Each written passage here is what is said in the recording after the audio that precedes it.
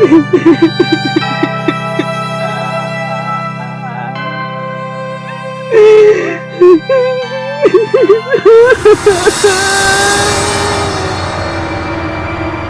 खतरनाक एक्सीडेंट हुआ इस बेचारे का, इसका तो चेहरा भी पहचानने में नहीं आ रहा है। मैंने तो सुना मैन, एक्सीडेंट के बाद गाड़ी में आग लग गई थी। अब होने को कौन टाल सकता है? सही बोलता है मैन। हम तुम्हारे बगैर कैसे जिएगा James? For God's sake, don't go. अपनी मामा को छोड़कर मत जाओ जेम्स।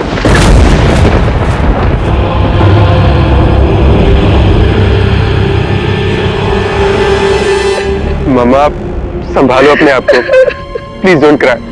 तुम रोएगा तो जेम्स की सोल को बहुत दुख पहुंचेगा। हमारा जेम्स नहीं मर सकता, कभी नहीं मर सकता। वो अपनी मामा को छोड़कर नहीं जा सकता, वो वापस आएगा।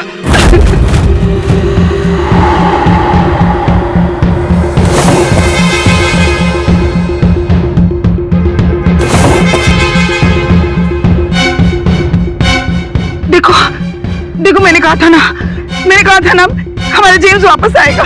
माँ, जेम्स इज डेड। देखो उसका कॉफी मिला, देखो।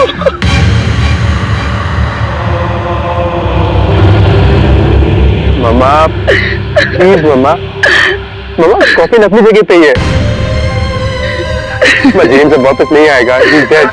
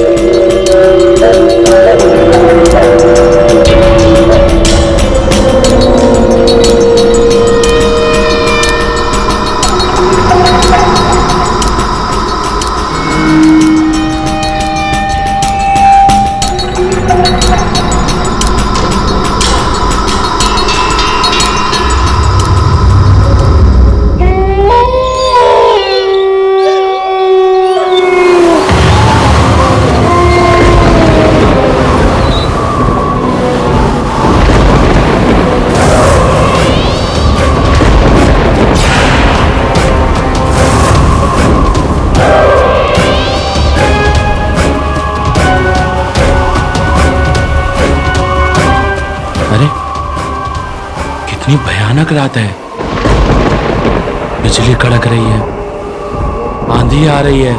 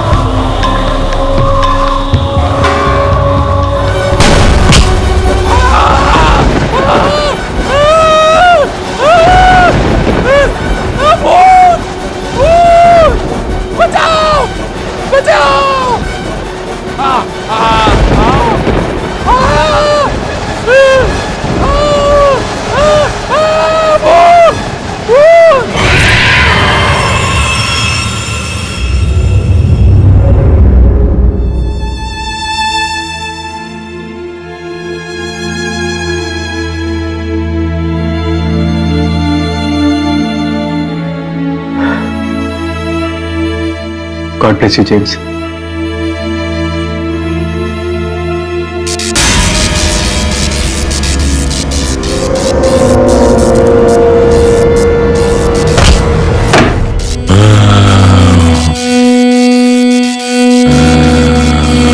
कौन हो तुम? अरे कौन हो तुम?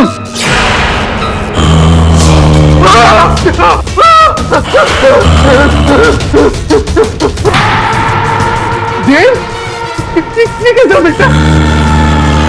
तुम तो मर चुका है ना जेम्स, तुम ये क्या कर रहे हैं? बदला, अपनी मौत का बदला। ये कैसे हो सकता है? तुम तो एक्सीडेंट में मर चुके हो। एक्सीडेंट नहीं, खून। तुम्हारा तो एक्सीडेंट हुआ था। किसे क्या खून? विशाल, विशाल? क्यों? किस लिए? सारे जवाब perfect. Highway, garage, Bablu mechanic.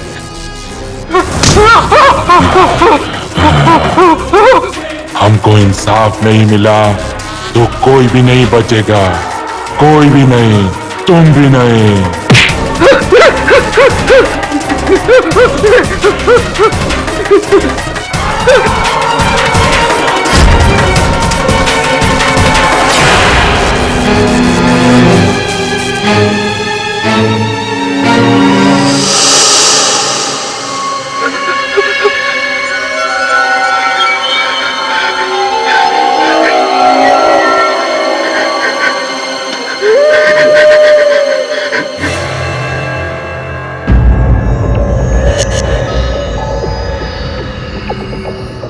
अच्छा,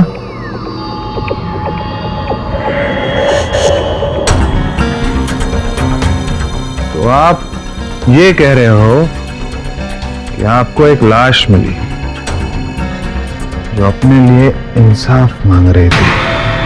हाँ, वो मेरा भाई का लाश था। उसने बोला कि खूनी ने उसके मर्डर को एक्सीडेंट का रूप दिया है। बदला, अपनी मौत का बदला। तुम्हारा तो एक्सीडेंट हुआ था। किसे क्या खून? विशाल, विशाल? क्यों? Highway, garage, Bablu mechanic. ए कदम, वो इंग्लिश पिक्चर में क्या कहते हैं चलते फिरते भूत को? जॉम्बी। जम्बी नहीं रे, ज़ोंबी। हाँ, तू राहो दे रे, तू गप।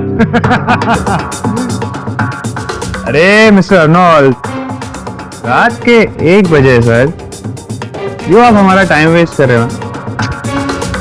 आप जाओ। ताकि पागल दिख रहा है आपको कि इतनी रात गए फिल्म पे स्टोरी सुनाने आएगा? अरे इंस्पेक्टर साहब ने सच कह रहा है। वो मेरा भाई का लाश था। खुद अपने पैरों पर चलकर आया था मेरे पास। देखिए मिस्टर अर्नोल्ड, आपके भाई की मौत हुई है, हम सभी को उसकी हमदर्दी है, लेकिन अगर आप ऐसे कहोगे कि एक लाश ने आकर उसके खूनी का पता बताया और हम उसे जाकर ढूंढे, तो ऐसे नहीं होगा। आप प्लीज जाइए। अरे इंस्पेक्टर साहब, उसने ये तक कहा था कि अगर उसको इंसाफ नहीं मिला ना तो इस शहर में आतंक। मेरे दिमाग का दही मत करो। ये लगे उन सारे इंस्पेक्टर साहब प्लीज।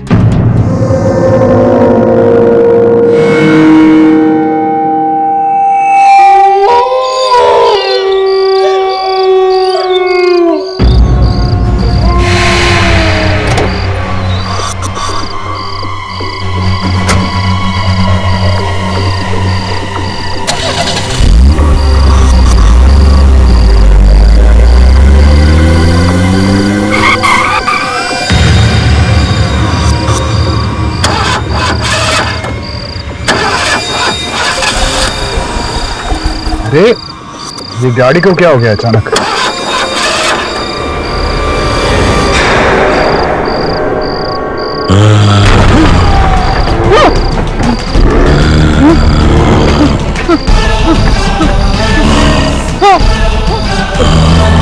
कौन हो तुम? कौन हो? किताब! किताब! कौन हो तुम? मुझे इंसाफ चाहिए, मेरी मौत का बदला। मुझे छोड़ दो। मैंने कुछ नहीं किया, छोड़ दो। मेरे खूनी को पनिश, तब माफी। मेरी बात नहीं मानी तो तुम में से कोई नहीं बचेगा, कोई नहीं। इंस्पेक्टर साहब ने सच कह रहा है। वो मेरा भाई का लाश था।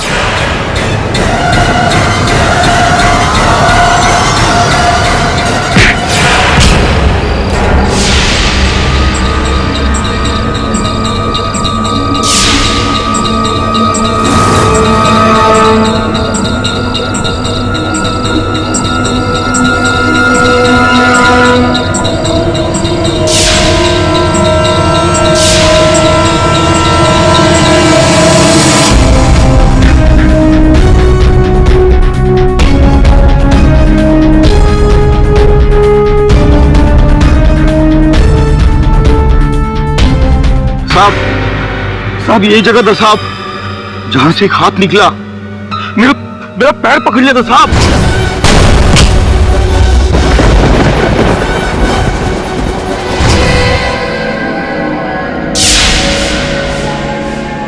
ये देखिए इंस्पेक्टर साहब, जेम्स के पैर का निशान।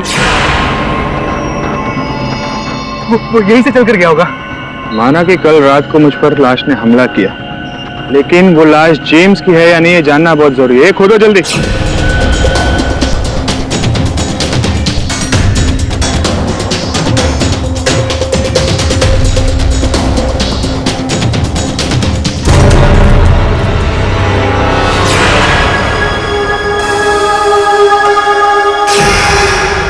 देखा इंस्पेक्टर साहब, लाश गायब है। मैं आपसे बोला था ना, और आप मेरा बात पे यकीन नहीं कर रहे थे। अब जाइए और जाके उस मैकेनिक बबलू से पूछिए और वो आपको बताएगा कि खूनी विशाल सिंह है। मुझे इंसाफ चाहिए, मेरी मौत का बदला। मुझे छोड़ दो, मैंने कुछ नहीं किया, छोड़ दो।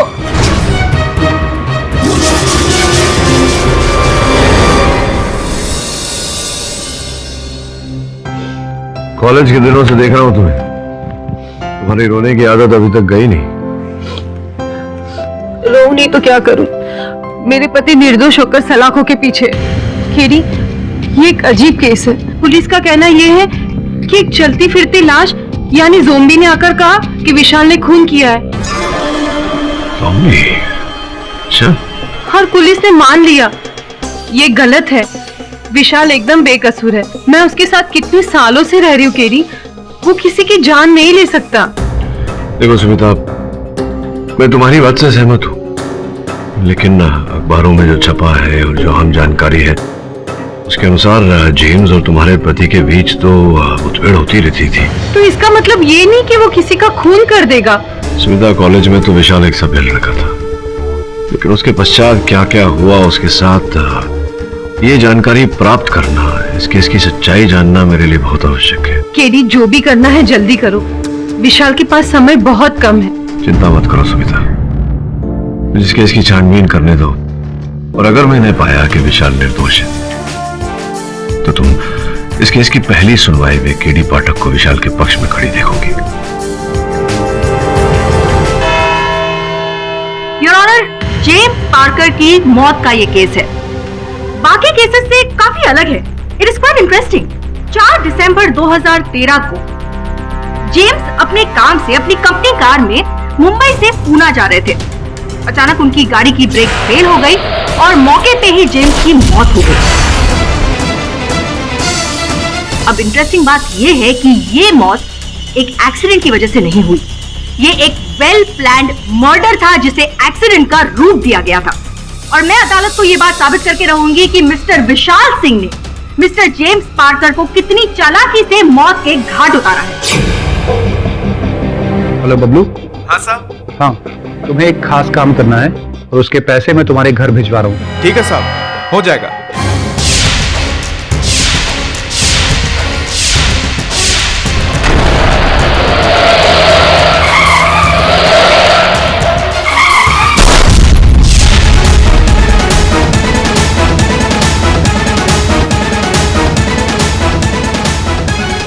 सुरभि दीक्षित, सर्वप्रथम कृपया ये बताएं कि ये जो आपने अभी कहा, ये जानकारी कहां से प्राप्त हुई है आपको? क्या मतलब है आपका? मतलब ये योर ऑनर की ये जो मुकदमा है ये प्रथम स्तर से ही निराधार है। पुलिस का ऐसा कहना है कि जो साक्ष्य और जो सबूत मेरे मुवक्किल के विरुद्ध उन्हें प्राप्त हुए हैं वो किसी चलती फिरती लाश, किसी ज़ॉम्बी के द्वारा प्राप्त हुए।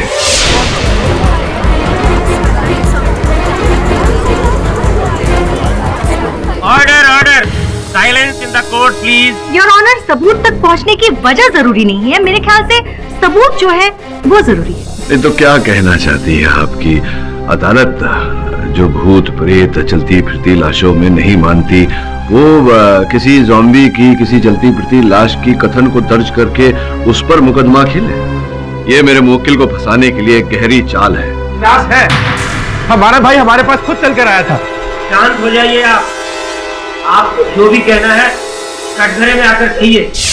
जज साहब, हम अपना भाई को अच्छे से पहचानते हैं। वो हमारा भाई जेम्स ही था जो उस रात घर के अंदर आया था। तुम्हें क्या कर रहे हो तुम? बदला, अपनी मौत का बदला। इसे क्या खून? विशाल,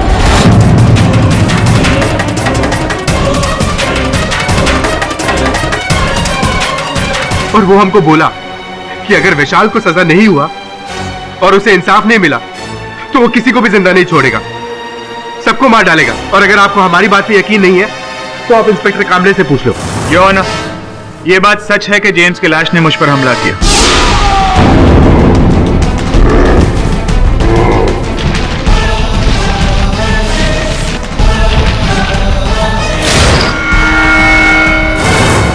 ये देखिए, ये उसके पंजे के निशान।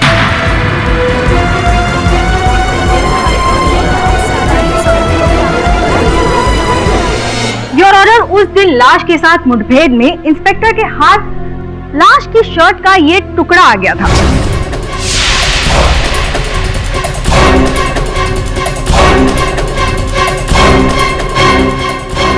और तहकीकात से पता चला है कि ये वही शर्ट का टुकड़ा है जिसमें जेम्स पार्कर को दफनाया गया था। और योर ऑनर, सिर्फ इंस्पेक्टर पर ही नहीं बल्कि ग्रेवयार्ड के गार्ड पर भी हमला हुआ है। हाँ साहब, उस दिन रात में अपनी आंखों से देखा, कब्र में से एक हाथ निकला।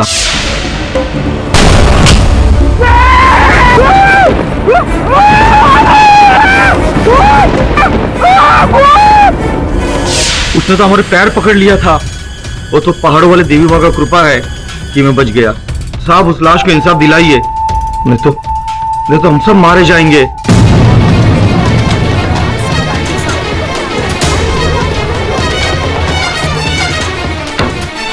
चिंता मत करो लल्लन, जो दोषी है उसे दंड अवश्य मिलेगा। योर ऑनर, अभियोग पक्ष के तीनों साक्षी वही कह रहे हैं जो मैं कह रहा कि ये जो कथन है जिसके आधार पर ये केस लड़ा जा रहा है वो एक चलती फिरती लाश का कथन है। योर ऑनर, वकील तो मैं भी हूँ और मैं भी चलती फिरती लाश वगैरह जैसी चीजों में विश्वास नहीं रखती, लेकिन ये लाश या जो कुछ भी है उसे हमें सच्चाई से अवगत किया है और इस बात को नकारा नहीं जा सकता। I object your honour. एक व्यक्ति जिसे दफना दिया गया, उसकी देह का, उसके शव का प्रकट होना और आकर कथन देना, ये इस बात को प्रमाणित करता है योर ऑनर की ये किसी का रचा हुआ षड्यंत्र है मेरे मुवक्किल के विरुद्ध। मैं अदालत से निवेदन करता हूं कि मेरे मुवक्किल को बरी कर दिया जाए, इस केस को खारिज कर दिया जाए। योर ऑनर, कभी कभी सच्ची चीजों के लिए भी उंगलियां उठती है और मैं ये बात साबित कर सकती हूँ कि मिस्टर विशाल सिंह ने मिस्टर जेम्स पार्कर की हत्या की है। Objection overruled. मिस्टर केडी पाठक, ये अदालत भी इस बात को समझती है कि कोई चलती फिरती लाश नहीं होती है, लेकिन अगर मिस्टर जेम्स पार्कर का कोई कातिल है तो उसे सजा तो अवश्य मिलनी चाहिए। इसलिए आप दोनों इस बात पर बहस ना करें तो अच्छा है, क्योंकि ये केस सबूतों के आधार पर लड़ा जाएगा। इस केस की आगे की कार्रवाई जारी की जाए। Thank you your honour. Your honour, अब मैं अदालत में ये बात साबित करना चाहूंगी कि mister Vishal Singh mister James Parker को क्यों मारना चाहते थे। मिस्टर विशाल, आप रिया सक्सेना नाम की औरत को जानते हैं? मुझे नहीं पता। योर ऑनर, बहुत ही इंटरेस्टिंग स्टोरी है विशाल की। सितंबर 1995 विशाल ने मिस्टर जेम्स को रॉड से मारा था और ये मैटर पुलिस में भी दर्ज हुआ था, जिस बात की एफआईआर रिपोर्ट हमारे पास है। योर ऑनर, जो इंसान अपने होश खोकर किसी की जान लेने की कोशिश कर सकता है वो किसी की जान ले क्यों नहीं सकता? मिस दीक्षित, जिस समय की आप बात कर रही हैं उस समय मेरे मुवक्किल कॉलेज में थे और कॉलेज में योर ऑनर अल्हड़ उम्र होती है। इस उम्र में ऐसी भूल हो जाती है, हम सब से कहीं ना कहीं हुई। चलिए आपको समझदारी की उम्र की एक बात बताते हैं। योर ऑनर, जेम्स और विशाल दोनों की इंसिडेंटली एक ही कंपनी में नौकरी लगी। अब अपनी काबिलियत की वजह से जेम्स कुछ ही समय में मिस्टर विशाल के बॉस बन गए। कैसी बातें करती हो स्मिता? तुम्हारे बर्थडे पे तुम्हें डिनर पे नहीं लेके जाऊंगा तो पड़ोसन को लेके जाऊंगा क्या? हाँ? रेडी रहो, 1 घंटे में आ रहा हूँ। बाय।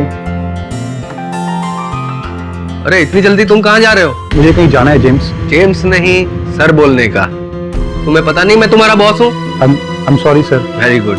अच्छा, मिस्टर रेड्डी के फाइल का क्या हुआ? वो तो मंडे को प्रेजेंट करना है, मैं कल रेडी कर दूंगा। No no no no no, मुझे फाइल आज ही कंप्लीट चाहिए। लेकिन जेम्स, सर मेरी वाइफ का बर्थडे है आज। तो क्या हुआ? ऐसा करो, तुम रिजाइन दे दो और वाइफ के साथ बर्थडे बनाओ। विशाल, तुमने जो कॉलेज में सर पे रॉड मारा था ना, उसका दर्द मुझको आज तक याद है। और मैं जैसे बोलता हूं वैसे ही करो। मुझे 1 घंटे में फाइल रेडी चाहिए, ऑन माई टेबल, समझे?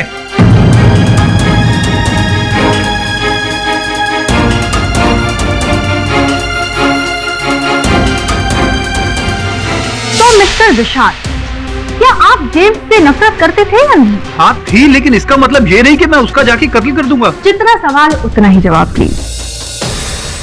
इसके आगे की कहानी मैं बताती हूँ योर ऑनर।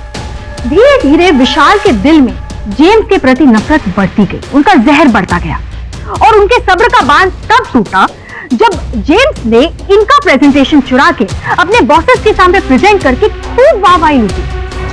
अब मैं ये नहीं कह रही हूँ कि जेम्स ने जो किया वो सही था या गलत, लेकिन इसका मतलब ये नहीं कि नफरत की आड़ में आकर आप किसी की जान ले लें।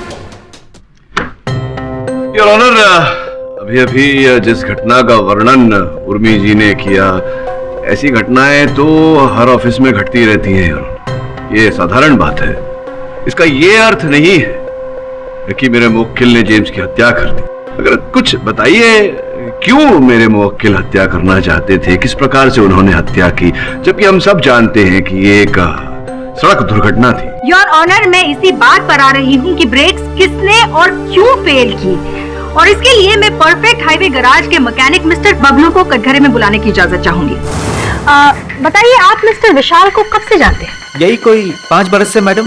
विशाल साहब जिस कंपनी में काम करते हैं, जीटी इंजीनियरिंग, उस कंपनी की सारी गाड़ियां हमारे पास ही सुधरने के लिए आती हैं। अच्छा, आप बताएंगे कि 3 दिसंबर को, यानी कि हत्या के 1 दिन पहले, मिस्टर विशाल ने आपको फोन किया था, उस कॉन्वर्सेशन के बारे में हमें बताएंगे? उस दिन मेरे पास विशाल साहब के 2 फोन आए थे मैडम। पहला फोन तो गाड़ी में क्या क्या ठीक करना है विशाल साहब ने ये बताया था, और फिर थोड़ी देर बाद दोबारा दूसरा फोन आया था। बोलो विशाल साहब। तुमसे एक बात कहना तो मैं भूल ही गया। गाड़ी की सर्विसिंग के बाद उसकी ब्रेक्स को कुछ इस तरह खराब करना कि वो 30-40 किलोमीटर के बाद फेल हो जाए। ये कौन सा गड़बड़ काम करा रहे हो हमारे से विशाल साहब? और सवाल मत करो, तुम्हें इस काम के अलग से 50,000 मिल जाएंगे। 50,000? कुछ क्लेम का प्रॉब्लम है। ठीक है विशाल साहब, गाड़ी भेज दो, आपका काम हो जाएगा।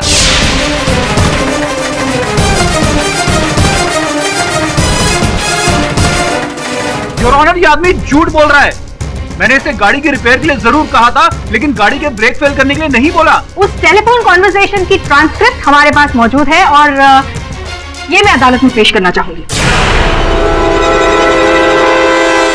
Your witness please. इस समय कोई प्रश्न नहीं है। केडी, ये आदमी झूठ बोल रहा है। केडी,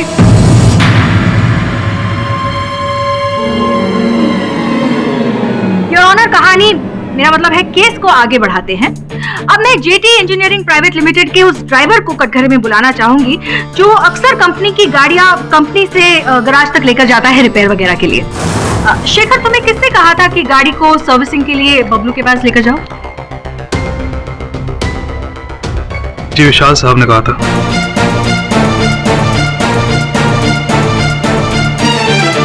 विशाल सिंह साहब ने? अच्छा, आपको ये बताया था कि गाड़ी में क्या क्या रिपेयर करवाना है? वैसे तो विशाल सर हमेशा मुझसे कह देते थे कि गाड़ी में क्या क्या काम करवाना है, लेकिन इस बार उन्होंने कहा तुम गाड़ी लेकर गैराज जाओ, गाड़ी में क्या क्या काम करवाना है ये मैंने मैकेनिक को बता दिया है। Mister Pathak, your witness. जी नहीं अरुण, कोई प्रश्न नहीं।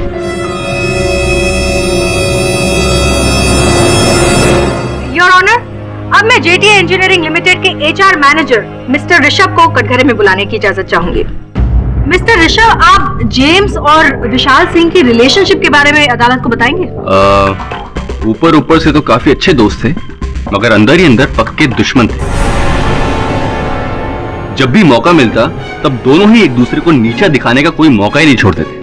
योर ऑनर, अब मैं इस कहानी का एक और अंश अदालत को बताना चाहूंगी।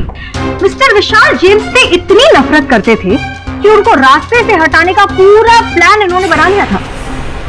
ऋषभ, आप मुझे उस टेलीफोन कॉन्वर्सेशन के बारे में बताइए जो हत्या के एक दिन पहले मिस्टर विशाल ने आपको किया था। जी हाँ, जरूर।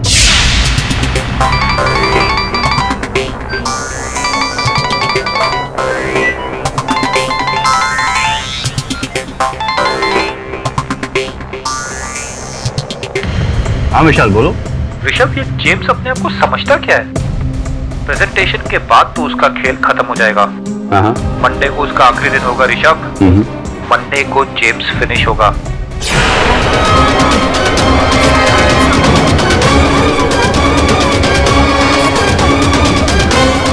मिस्टर विशाल, क्या आपने ऋषभ से ये सारी बातें की थी? जी हाँ, बोली थी, लेकिन इसका मतलब ये नहीं कि देखो विशाल, यहाँ झूठ बोलने की कोशिश मत करो। और शायद तुम भूल रहे हो कि मैं इस कंपनी का HR मैनेजर हूँ और सबसे की हुई बातें मैं रिकॉर्ड भी करता हूँ बॉस को सुनाने के लिए। क्या बात है, तो बड़े चतुर हैं Rishabh ji. Thank you sir. अपने उच्च अधिकारियों को सुनाने के लिए लोगों की वार्तालाप रिकॉर्ड करते हैं। अब सर, HR का तो काम ही यही होता है, अपने सारे एम्प्लॉयज की डिटेल्स को अपने पास रखना। मैं तो बस अपना काम कर रहा था सर। अच्छा, चलिए, अद्भुत। तो एक बार आपकी और विशाल के बीच जो वार्तालाप हुई थी वो सुनाएंगे? जी हाँ, जरूर सुनाइए। 1 मिनट।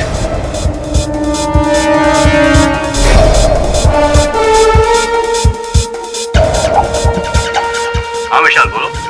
ऋषभ, ये जेम्स अपने आप को समझता क्या है?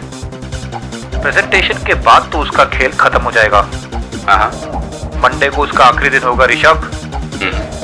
मंडे को जेम्स फिनिश होगा।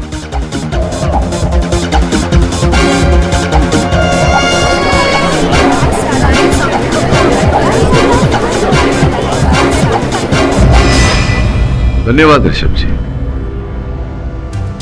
योर ऑनर, जैसा कि हम सब ने रिकॉर्डिंग में सुना, जो वाक्य कहे गए थे वो कुछ ऐसे थे कि कल उसका खेल खत्म होने वाला है, कल ऑफिस में उसका अंतिम दिन होगा, ना कि इस जग में उसका अंतिम दिन होगा। योर ऑनर, तो इन वाक्यों से मुझे नहीं लगता कि यहाँ कोई किसी की हत्या करने की बात कर रहा है। I object your honour.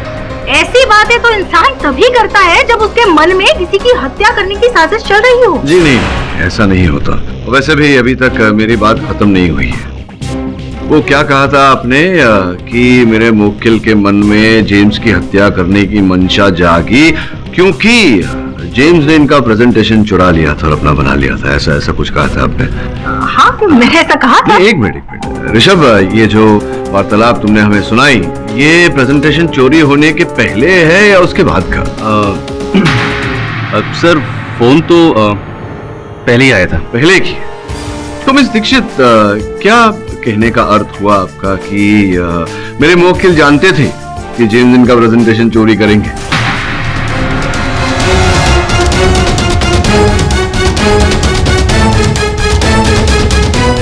और उन्होंने ऐसी परिस्थिति में ऋषभ जी की बात मानकर मेरे मुवक्किल पर आरोप लगाना ये उचित नहीं होगा। और बबलू की बात, उस ड्राइवर की बात? हाँ, उन्हें नहीं भूला। समय आ गया है उनसे पूछताछ करने। बबलू, तुमने कहा था कि फोन किया था विशाल सिंह ने तुम्हें पूरा विश्वास है कि जिस व्यक्ति ने फोन किया था तुम्हें विशाल सिंह ही था, विशाल सिंह की ही आवाज थी? ये बहुत बेकार बात कर दी वकील साहब आपने। सालों से मेरी बात विशाल साहब से हो रही है, मैं उनकी आवाज को अच्छी तरह से पहचानता हूँ। अर्थात तुम्हें पूरा विश्वास है कि वो व्यक्ति जो तुमसे बात कर रहा था वो विशाल सिंह ही था? पूरा 200% विश्वास है साहब। बबलू! संजू, तू यहाँ क्या कर रहा है? अरे तारे को तो ढूंढ रहा हूँ मैं। ये सब क्या हो रहा है? साहब, मैं बबलू का दोस्त हूँ संजू, इसी घर से भागता हुआ आ रहा हूँ मैं। वो बबलू की इसकी बीवी के साथ अर्जेंट बात करानी है। देखिए, इस तरह कोर्ट में फोन पर बात करना अलाउड नहीं है, आप बाहर जाकर बात करिए। बहुत अर्जेंट है साहब, इसके बेटे का एक्सीडेंट हो गया। योर ऑनर, मैं मानता हूँ कि कोर्ट में फोन पर बात करना कोर्ट के नियमों का उल्लंघन होगा, लेकिन यहाँ स्थिति कुछ गंभीर लग रही है। इसी कारण मैं निवेदन करता हूँ आपसे कि बात कर लेने दीजिए ना। जल्दी बात करवाइएगा।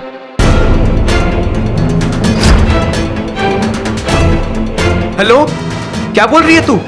चिंता मत कर, कुछ नहीं होगा, मैं अभी पहुंच रहा हूं। जज साहब, मेरे लड़के का एक्सीडेंट हो गया, मुझे जाना होगा। अरे रुको रुको रुको, इतनी शीघ्रता भी क्या है भाई? ये बताओ कि कैसे पता तुम्हें तुम्हारे पुत्र का दुर्घटनाग्रस्त हो गए हैं? किसका फोन आया था? दिखाई नहीं दिया, अभी मेरी लुगाई का फोन था। तुम्हारी धर्मपत्नी ने तुम्हें फोन किया था ना, तो तुम्हारी धर्मपत्नी को यहीं बुला लेते हैं, है ना? आइए जरा, आइए अंदर आइए। कहाँ है? अरे बॉस, मैडम।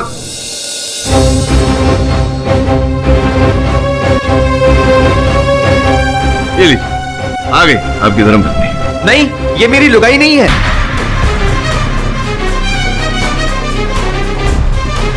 नहीं, अगर ये तुम्हारी धर्मपत्नी नहीं है तो फिर तुम्हारी धर्मपत्नी ने फोन नहीं किया था तुम्हें, क्योंकि फोन तो इन्होंने किया था। ये सब क्या हो रहा है योर ऑनर? आप साबित क्या करना चाहते हैं मिस्टर पाठक? क्षमा चाहता हूँ योर ऑनर, वास्तविकता को सामने लाने के लिए मुझे ये छोटा सा खेल खेलना पड़ा। जो फोन इन्हें आया था वो इनकी पत्नी ने नहीं, इन महिला ने किया था, किंतु इन्हें लगा कि इनकी पत्नी से बात हो रही है इनकी। जब वर्षों से विवाहित पत्नी का स्वर नहीं पहचान पाई है फोन पर, तो हम कैसे मान ले कि विशाल सिंह ने ही इन्हें फोन किया था और वो विशाल सिंह की ही आवाज थी जो इन्होंने पहचानी।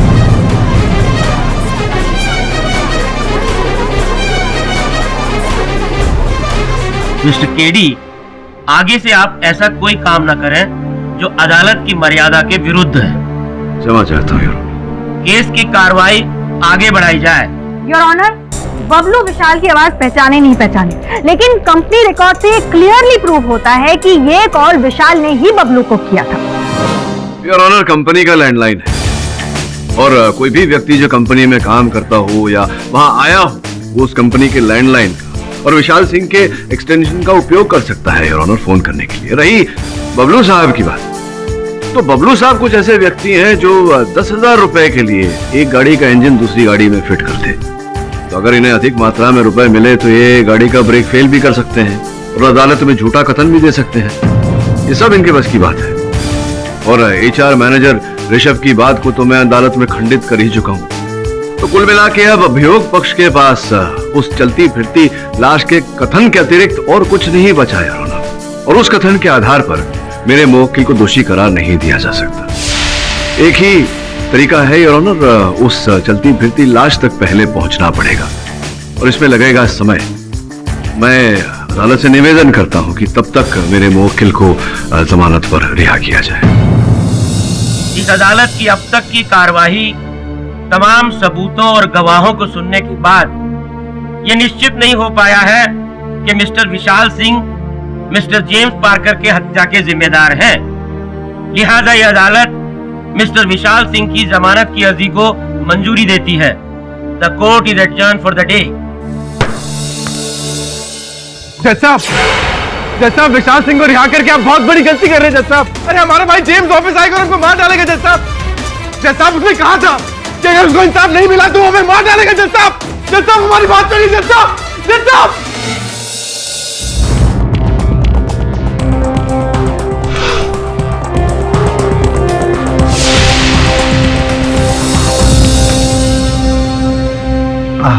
गरम चाय। वरुण भाई, क्या पढ़ रहे हो? ज़ॉम्बीज़ के बारे में। अरे वरुण भाई, ऐसा भूत के बारे में काय को पढ़ रहे हो? भूत को इतना भाव नहीं देने का, पता है काय को? भूत को इतना भाव देंगे ना, भूत आएगा रात को तुम्हारे पास। तू कुछ भी बोलता। सर, मैंने रिसर्च किया है, दुनिया में बहुत सारे लोग हैं जिन्हें सचमुच लगता है कि ज़ॉम्बी होते हैं। तुझे क्या लगता है? सर, दिमाग तो मानने को तैयार नहीं है कि ज़ॉम्बी होते हैं, पर दिल कह रहा है कि जब इतने सारे लोगों ने देखा है तो कहीं ना कहीं इस बात में सच्चाई तो होगी सर। वरुण, केस लड़ते समय दिल की नहीं, दिमाग की सुननी चाहिए। वैसे अलग अलग परिस्थिति में तो दिल तो बहुत कुछ कहता है, लेकिन दिल के साथ साथ दिमाग का वही बात कहना बहुत आवश्यक है। इस समय मेरा दिमाग ये कह रहा है कि ज़ॉम्बी जैसी कोई चीज होती नहीं। अपन को भी ऐसे लगता है, अपन को भी एकदम करेक्ट लगता है बॉस, बहुत एकदम सही बोल रहे हैं। और भाई कुछ भी फेंक रहे हैं, ऐसा कुछ नहीं होता बस, करेक्ट। अबे ज़ॉम्बी वॉम्बी मतलब नहीं होते ना बस, अब मतलब कोई मरेगा वापस थोड़ी आएगा। करेक्ट। लेकिन सर, एक बात समझ में नहीं आ रही है, ये ज़ॉम्बी या फिर जो भी है जो लाश बनकर आ रहा है, उसे इस केस के बारे में इतना कैसे पता? यही तो चिंता का विषय है कि अंततः वो व्यक्ति जो भी है, जीवित व्यक्ति, वो है कौन? हाँ बॉस, अपन लगता है बॉस ये जो भी है ना आदमी, ये विशाल का एकदम सॉलिड दुश्मन है। विशाल ने किया रहेगा कुछ पंगा उसके साथ। हाँ, हो भी सकता है और नहीं भी हो सकता, लेकिन जो भी हो, ये केस बहुत पेचीदा होता जा रहा है। अगर बॉस केस पेचीदा है तो अपन का बॉस भी तो स्क्रू ड्राइवर है ना भाई। अरे बॉस बोले तो कि अगर केस का स्क्रू ढीला है तो टाइट कर दो ना। हाँ, केस का स्क्रू टाइट कर देंगे बॉस, फिर देखना खूनी खुद ब खुद सबको दिखने लगेगा। अपन जानता है बॉस को, टैलेंटेड आदमी है। श्रवण, तेरा ये पेच और स्क्रूड्राइवर वाला जो कोई नहीं समझने वाला, दुर्भाग्यवश। काम पे आ जाए। अगर इस केस के परिणाम तक पहुंचना है, विशाल सिंह को निर्दोष साबित करना है, तो सर्वप्रथम उस चलती फिरते शव तक पहुंचना होगा। मतलब अब ऐसा दिन आ गया अपन लोगों का, अपन लोगों को उम्र की लाश को ढूंढना पड़ेगा क्या? क्यों नहीं ये काम हम श्रवण को दे? हाँ सर, लाश ढूंढने का काम श्रवण को ही मिलना चाहिए। काय को अपन नहीं जाएगा, अपन नहीं जाएगा मुर्दा मुर्दा ढूंढने। अपन को लगता है गलत टाइम में आ गया बस। अच्छा तो ठीक है, तो फिर आज से तू हमारे दल में नहीं। अपन है ना आपकी टीम में बॉस। जय हो बॉस की, अपन है आपकी टीम में। तो फिर टीम वर्क तो करना पड़ेगा। तो वरुण, इस केस के जितने पहलू हैं, उन्हें हम अलग अलग करके संभालेंगे और उन पहलुओं पर वो पहली नजर डालेंगे। हो सकता है जो उस समय नहीं दिखा हमें, अब दिख जाए। क्या हुआ विशाल, तुम कुछ परेशान लग रहे हो? नहीं, बस ऐसे ही सोच रहा था। आप कुछ मत सोचिए, मेरी केडी से बात हुई है, उसने कहा है बहुत ही जल्दी असली खूनी सामने आ जाएगा। बात वो नहीं है स्मिता, मेरे दिमाग में जेम्स के भाई आर्नोल्ड की चीखें अभी तक गूंज रही हैं। उसने कहा था जेम्स आएगा, किसी को नहीं छोड़ेगा। ओहो विशाल, तुम भी इतने पढ़े लिखे होकर ऐसी दकियानुसी बातों पे विश्वास करते हो। ट्रस्ट मी, कोई लाश नहीं है, कोई नहीं आएगा। चलो खाना खाओ। बस मेरा पेट भर गया, मैं सोने जा रहा हूँ। Good night.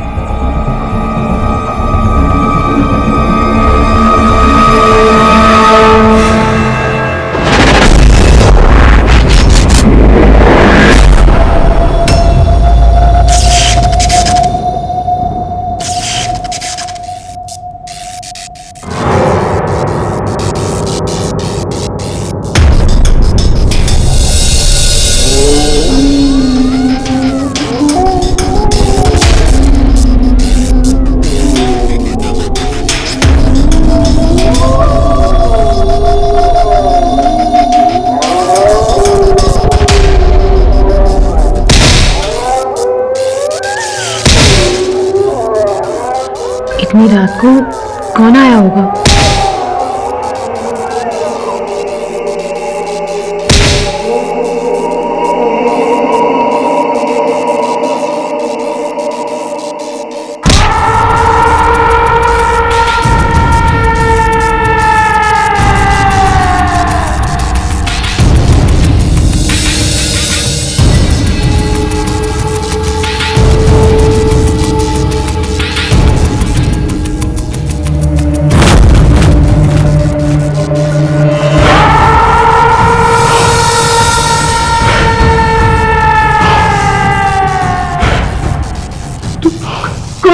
नहीं पहचाना? जेम्स? हाँ मैं। क्या चाहिए तुम्हें? इंसाफ चाहिए, अपनी मौत का बदला।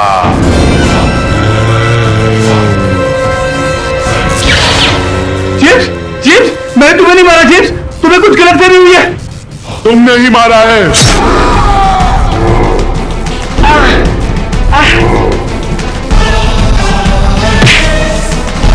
विशाल,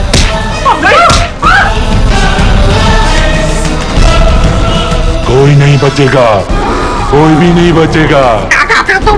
अगर अपनी फैमिली को बचाना चाहते हो तो पुलिस के पास जाके अपना गुनाह कबूल करो। कल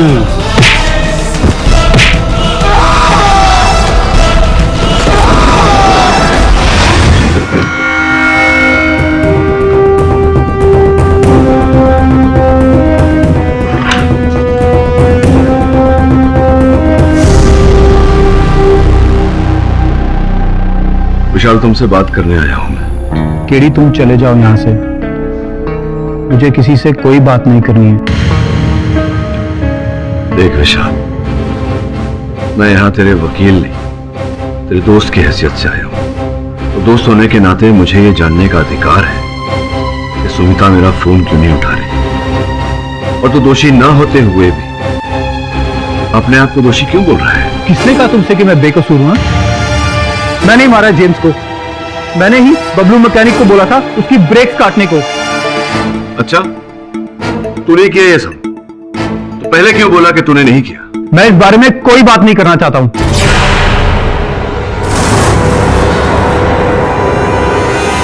देख विशाल, सच क्या है ये तुझे बताना पड़ेगा। और तू किस बात से डर रहा है? मुझे लग रहा है तू किसी के दबाव में आकर झूठ बोल रहा है। क्या बात है, बता। क्या करोगे सच जान के तुम? हाँ, मैं सारी दुनिया के सामने बोल चुका हूं कि जेम्स को मैंने ही मारा है, और 4 दिन बाद अदालत में भी यही बोलने वाला हूं।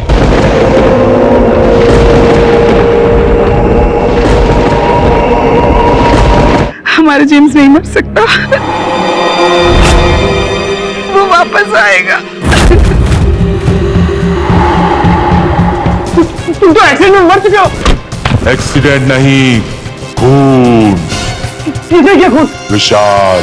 मैं अदालत को ये बात साबित करके रहूंगी कि मिस्टर विशाल सिंह ने मिस्टर जेम्स पार्कर को कितनी चालाकी से मौत के घाट उतारा। पुलिस का ऐसा कहना है कि जो साक्ष्य और जो सबूत मेरे मुवक्किल के विरुद्ध उन्हें प्राप्त हुए हैं वो किसी चलती फिरती लाश, किसी ज़ॉम्बी के द्वारा प्राप्त हुए हैं। ये अदालत भी इस बात को समझती है कि कोई चलती फिरती लाश नहीं होती है। जज साहब, उसने कहा था कि अगर उसको इंसाफ नहीं मिला तो वो हमें मार डालेगा। जज साहब, हमारी बात सुनिए। जज साहब,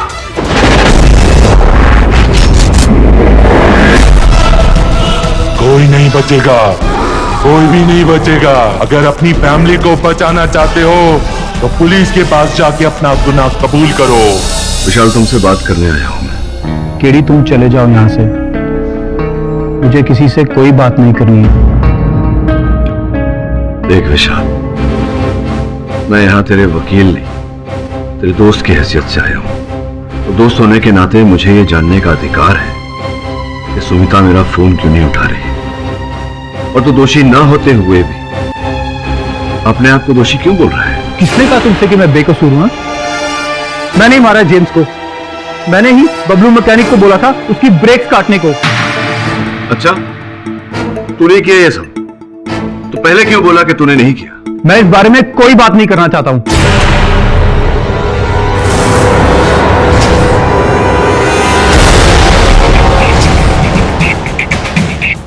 देख विशाल, सच क्या है ये तुझे बताना पड़ेगा। और तू किस बात से डर रहा है? मुझे लग रहा है तू किसी के दबाव में आकर झूठ बोल रहा है। क्या बात है, बता। क्या करोगे सच जान के तुम? हाँ, मैं सारी दुनिया के सामने बोल चुका हूं कि जेम्स को मैंने ही मारा है, और 4 दिन बाद अदालत में भी यही बोलने वाला हूं। विशाल, अब भी बोल रहा हूं, सत्य क्या है ये बता दे मुझे। केडी, प्लीज मेरी मुश्किलें और मत बढ़ाओ। अगर तुम सच में मेरी मदद करना चाहते हो तो प्लीज यहां से चले जाओ।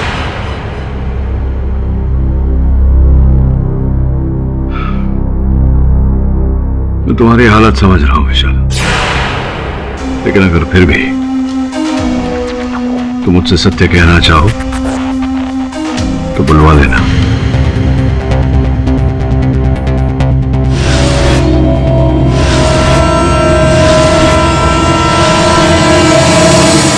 आपका शक सही निकला। हाँ बॉस, अपन लोगों ने विशाल जी के घर की एकदम बरोबर इन्वेस्टिगेशन की।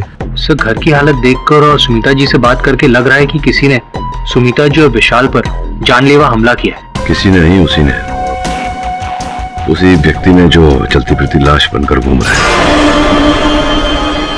और उसी ने विशाल को इतना डराया है कि बेचारा निर्दोष होते हुए भी अब अदालत में अपने आप को दोषी कहेगा। जो भी सच्चाई हो सर, कई लोगों ने ज़ॉम्बी को देखा है। देखा है क्योंकि वो अपने आप को दिखाना चाहता है। वो लोगों को डराकर उनके मन में भय पैदा करना चाहता है ताकि विशाल को सजा दिला सके। पर बॉस, ये लाश बन के कौन घूम रहा होएगा? ये जो भी है, मुझे पूरा विश्वास है कि ये विशाल के साथ ही काम करता है, या फिर उसके ऑफिस में इसका आना जाना है। ये आप कैसे कह सकते हैं? देख, ब्रेक फेल करने से पहले विशाल के ऑफिस से फोन किया गया था। और द्वितीय बात यह है कि उस व्यक्ति को पता था कि जेम्स पूना कब जा रहा है। आप सही कह रहे हैं सर। बस अपन को लगता है या तो वो ऋषभ एचआर रहेगा या वो भी हो सकता है वो ड्राइवर शेखर, और या जेम्स का भाई आर्नोल्ड, वो भी हो सकता है। वो भी तो हो सकता है तेरा दोस्त ज़ॉम्बी। सर मान लीजिए कि हमने उस लाश की सच्चाई जान भी ली तो उसका क्या फायदा होगा? अगर विशाल ने अदालत में अपना जुर्म कबूल कर लिया तो? क्या बॉस, अपन लोग इधर टेंशन में और आप हंस रहे हैं, कमाल है बॉस। हाँ, हंस रहा हूं क्योंकि उस व्यक्ति ने विशाल के मन में जो भय पैदा किया है उसे निकालने का रास्ता मैंने ढूंढ लिया। आगे आगे देख होता है क्या।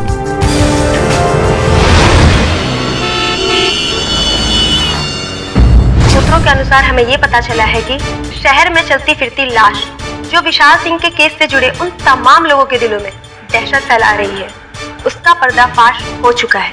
वो लाश एक आम इंसान की लाश थी जिसका खुलासा केडी ने बड़ी समझदारी के साथ किया। इस ज़ॉम्बी के पकड़े जाने से केस में नया रूप देखने को मिल सकता है। आगे की जानकारी हमारे संवाददाता मनीष से मिलेगी जो इस वक्त केडी के ऑफिस के बाहर है। मनीष, क्या आपकी केडी से इस विषय में कोई बातचीत हुई? साधना, मैं आपको बताना चाहूंगा कि अभी तक हमारी केडी से कोई बातचीत नहीं हुई है, लेकिन वो किसी भी वक्त बाहर आ सकते हैं और ज़ॉम्बी के खुलासे पे रोशनी डालेंगे। सर ज़ॉम्बी कौन है, उसे कहाँ रखा गया है, वो ये सब क्यों कर रहा है सर? क्या विशाल जी खूनी है या ज़ॉम्बी खूनी है? देखिए, ज़ॉम्बी से किसी को डरने की आवश्यकता नहीं है। वो कोई चलती फिरती लाश नहीं है, एक साधारण व्यक्ति है, मनुष्य है, जिसे पुलिस ने गुप्त सेल में रखा हुआ है। पूछताछ चल रही है। सर विशाल जी बेकसूर है या कसूरवार? विशाल निर्दोष है, ये बात मैं अदालत में प्रमाणित करूंगा और असल हत्यारे को अदालत के सामने प्रस्तुत करूंगा। सर लेकिन बेकसूर है कि नहीं वो? सर प्लीज जवाब दिए सर।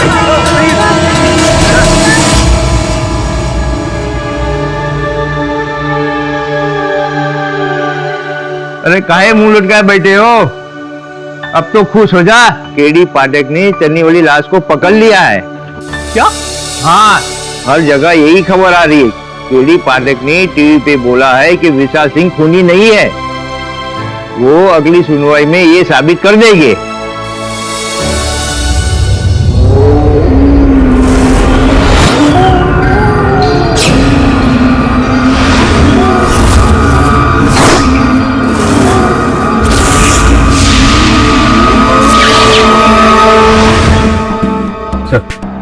विशाल सिंह से मिलकर आ रहा हूँ। अब उसका कहना है कि वो अपने आप को कसूरवार ज़ॉम्बी के डर से ठहरा रहा था। ज़ॉम्बी ने उसे और उसके बीवी बच्चों को जान से मार देने की धमकी दी थी। बहुत अच्छी सूचना लेकर आए तो। अब देख, किसी भी हाल में अगली पेशी से पहले हमें असल हत्यारे तक पहुंचना है। इन्वेस्टिगेशन में जान लगा दूंगा।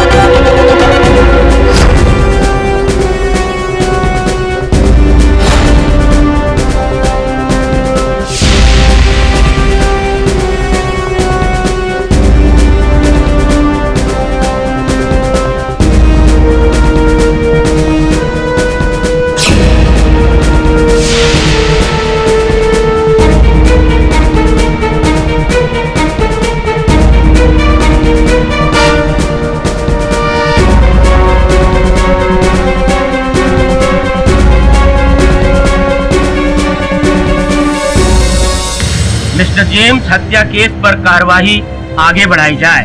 योर ऑनर, अब इस केस पर कार्रवाई आगे करने की जरूरत है ही नहीं, क्योंकि पूरी कहानी जो है वो सामने आ गई है। जमानत के दौरान मिस्टर विशाल सिंह को अचानक इस बात का एहसास हुआ कि उन पर लगाया गया मिस्टर जेम्स की हत्या का आरोप जो है वो साबित होने ही वाला है, इसलिए इन्होंने खुद अपना गुनाह कबूल कर लिया है। आप प्लीज मिस्टर विशाल को मिस्टर जेम्स का हत्यारा मानकर अपना फैसला सुनाइए। I object your honour. Mister Vishal Singh ने केवल ज़ॉम्बी के डर के कारण ये अपराध अपने सर लिया है। वास्तविकता में विशाल सिंह ने जेम्स की हत्या नहीं की है। क्यों विशाल? ये सच है योर ऑनर। ज़ॉम्बी ने मुझे और मेरे परिवार को मारने की धमकी दी थी। अगर अपनी फैमिली को बचाना चाहते हो तो पुलिस के पास जाके अपना गुनाह कबूल करो। इसीलिए मैंने ये गुनाह कबूल किया था।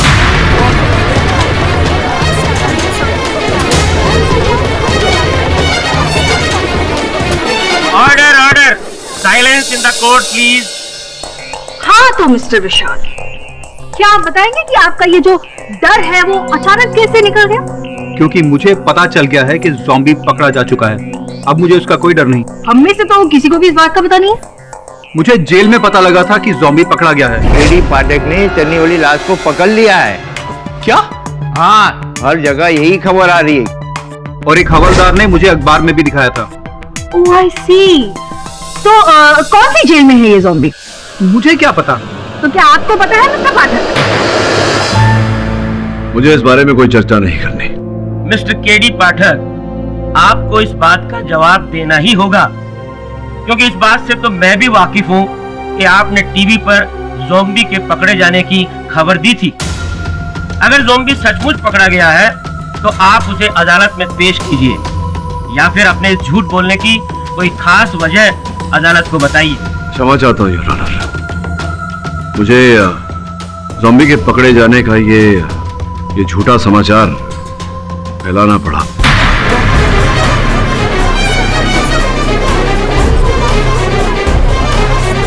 केडी, तुमने क्या किया? देखो विशाल, अगर मैं ऐसा नहीं करता तो तुम ये दोष मान लेते और मेरे होते हुए एक दोषी को दंड नहीं मिल सकता। वो लाश मेरे परिवार, मेरे बच्चों को। जज साहब, मैंने जेम्स को मारा। जज साहब, आप प्लीज मुझे सजा दीजिए। योर ऑनर, अभी कुछ समय पहले ही विशाल सिंह ने इस कोर्ट में कथन दिया है कि ये आरोप इन्होंने अपने सर लिया केवल उस ज़ॉम्बी के भय के कारण। तो क्या इसके चलते हम एक दोषी को दंड दे सकते हैं? ये अदालत कभी नहीं चाहेगी कि किसी भी कारण से किसी बेकसूर को सजा मिले। धन्यवाद योर ऑनर। इस केस में एक ऐसा मोड़ आया है जो हमें सीधा हत्यारे के दरवाजे तक पहुंचा देगा। योर ऑनर, कोई जानता भी नहीं था कि वर्षों पहले जेम्स और रीटा का विवाह हुआ था, और रीटा अदालत में उपस्थित भी है।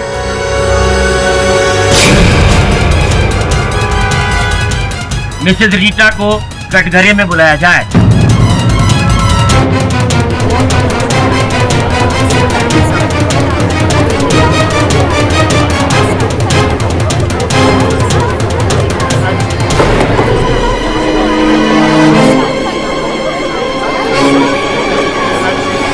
जो कुछ पूछना है जल्दी पूछिए, मुझे जल्दी कहीं पहुंचना है। जेल जाने की बड़ी शीघ्रता है आपको। What? ये आपका स्वास्थ्य तो ठीक है ना? आपको भी लड़खड़ाते हुए देखा। हाँ, वो मुझे कभी कभी चक्कर आ जाते हैं।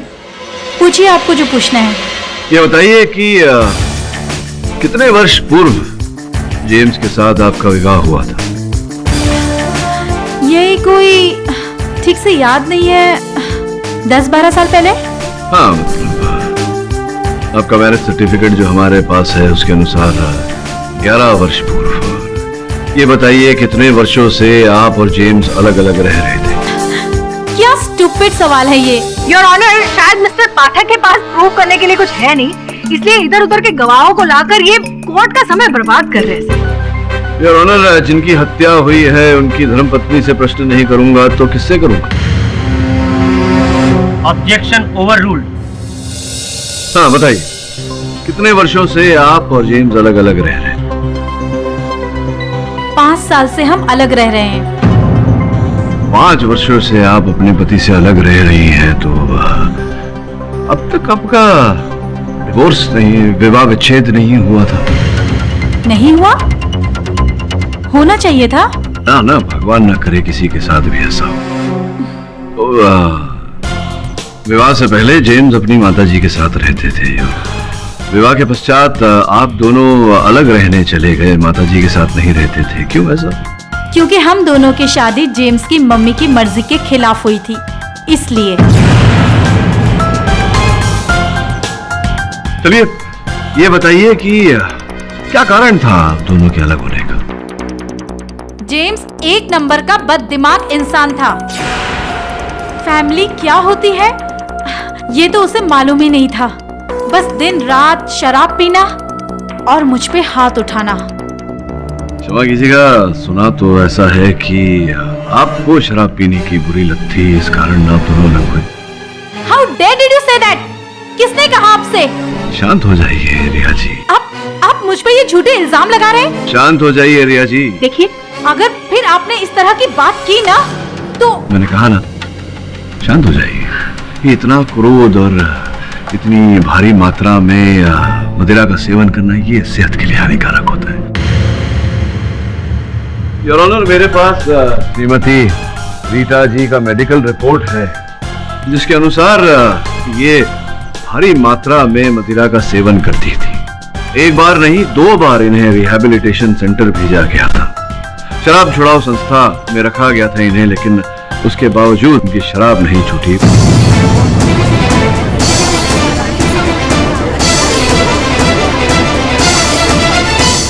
बताइए रिया जी, आपने अपने पति जेम्स से डिवोर्स क्यों नहीं लिया था? आप कहना क्या चाहते हैं कि हमें डिवोर्स ले लेना चाहिए था? किस तरह के इंसान हैं आप? एक औरत के पति की अभी मौत हुई है और आप इस तरह की बातें कर रहे हैं। योर ऑनर, लगता है श्रीमती रीटा मेरे प्रश्न को उत्तर देने के स्थिति में नहीं है। मैं इनके स्थान पर आर्नल्ड को कटघरे में बुलाने की अनुमति चाहता हूँ। मेरा को तो आज ही पता चला कि मेरा भाई जेम्स का शादी भी हुआ था। अच्छा, संभवतः आप भूल रहे हैं कि जब जेम्स की शादी हुई थी रीटा के साथ, तो मैरिज रजिस्ट्रार के सामने साक्षी के रूप में आपने हस्ताक्षर किए थे। देखो आर्नल्ड, जो भी हो ये अदालत है और यहाँ पर अगर झूठ बोला तो आप पर कार्यवाही होगी। तो चलो सच सच बताओ कि आपके भैया और उनकी भाभी का विवाह विच्छेद क्यों नहीं हुआ था, डिवोर्स क्यों नहीं हुआ? आई एम सॉरी सर, मगर वो बात यह है कि ये जो रीटा है ना, एकदम पागल औरत है। अगर अभी इधर में इसके बारे में कुछ बोलेगा ना तो ये मेरे घर में आके मेरे से लड़ाई करेगा। जल्दी बोलो, क्यों बुलाया है मुझे? मुझे क्लब पहुंचना है। देखो रीटा, बात ऐसी है, ना तुम मेरे साथ खुश हो ना मैं तुम्हारे साथ खुश हूँ। इससे अच्छा होगा कि हम डिवोर्स लेते हैं, इस पे साइन कर दो। You stupid man! मैंने तुमसे कितनी बार बोला है कि मुझे 1 करोड़ रुपए कंपनसेशन के चाहिए, या फिर ये घर मेरे नाम कर दो और डिवोर्स पेपर पे साइन लेकर जाओ। अगर मैं प्रॉपर्टी और पैसा ना दूं तो क्या करोगी तुम मेरा? बोलो, क्या करोगी? जान लोगी मेरी? अगर जरूरत पड़ी तो ऐसा करने से पहले सोचूंगी नहीं।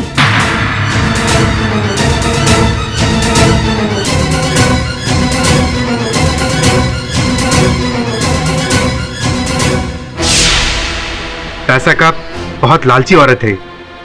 अगर मेरा भाई एक्सीडेंट से नहीं मरता ना तो टेंशन से तो जरूर मर जाता। This is all rubbish. आपको वकील किसने बनाया? एक बार मैंने डैडी से गुस्से में कह दिया था कि आई विल किल यू, लेकिन वो तो आज तक जिंदा है। बड़े भाग्यशाली हैं वो। कहने छोड़े, ये बताइए कि दिसंबर की 3 तारीख को अर्थात जेम्स की एक्सीडेंट से 1 दिन पहले आप जेम्स से मिलने उनके ऑफिस गई थी। मेरे पति थे वो, मिलने नहीं जा सकती थी? ये जानते हुए कि वो ऑफिस में नहीं है फिर भी आप उनसे मिलने गई, क्यों? ये मुझे नहीं पता था। अलग अलग रहने के पश्चात भी आपको संदेह था अपने पति पर कि उनका टाका भिड़ा हुआ है, कुछ चल रहा है, प्रेम प्राकरण उनकी सेक्रेटरी रीमा के साथ। ये बिल्कुल झूठ है। नहीं, ये तो मैं रीमा से पूछना चाहूंगा। 3 दिसंबर को ऑफिस आने से पहले रिया ने आपको फोन किया था? यस सर, उन्होंने कॉल किया था जेम्स जी से बात करने के लिए, और मैंने उन्हें बताया भी था कि वो ऑफिस में नहीं है। अच्छा, उसके बाद? उसके बाद उन्हें मेरी बात पर भरोसा नहीं हुआ और वो सीधे ऑफिस चली आई। सॉरी मैम, मैंने आपको फोन पर बताया था कि जेम्स सर ऑफिस में नहीं है। आई नो, मैं तो ऐसे ही चली आई, सोचा बहुत दिन से ऑफिस आई नहीं हूँ तो तुमसे ही मिल लूं। ओह ओके मैम, कुछ लेंगी आप? आपके लिए कुछ मंगवाऊं? कुछ खाएंगी आप? जहर मंगवा दो। व्हाट? कुछ नहीं तो ठीक है, मैं फिर जेम्स से मिलने कल आती हूँ। लेकिन मैम, सर तो कल ऑफिस के काम से पूना जा रहे हैं। ओह, वैसे तुम्हारे बाल तो बहुत सुंदर हैं। तुम भी उनके साथ जा रही हो? वेल, सर ने अभी मुझे साथ चलने के लिए कहा तो नहीं है। रात में कह देंगे। जी? कुछ नहीं। और उस दिन हमें रीटा मैम के इंटेंशन कुछ ठीक नहीं लगे। तो अब आप अपने झूठ के बारे में क्या बोलना चाहेंगे? हाँ, झूठ बोला था मैंने, क्योंकि मैं नहीं चाहती थी कि कोई ये समझे कि मैं अपने पति पर शक करती थी। संदेह तो आपने अपने पति पर किया था, इसी कारण आप ऑफिस से निकलकर सीधा बबलू मैकेनिक के पास गई अपने पति की हत्या की मंशा ली।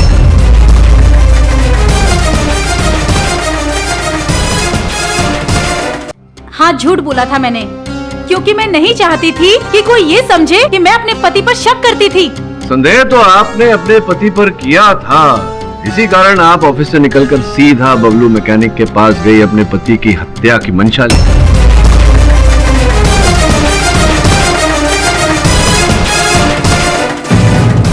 झूठ है ये सरासर झूठ है। देखो, मुझसे पंगा मत लेना, वरना क्या करेंगे आप? मेरी गाड़ी के ब्रेक फेल कर देंगी। योर ऑनर, मिस्टर पाठक बिना बात के रीटा जी पर दबाव डाल रहे हैं। दबाव डाल रहा हूँ यार।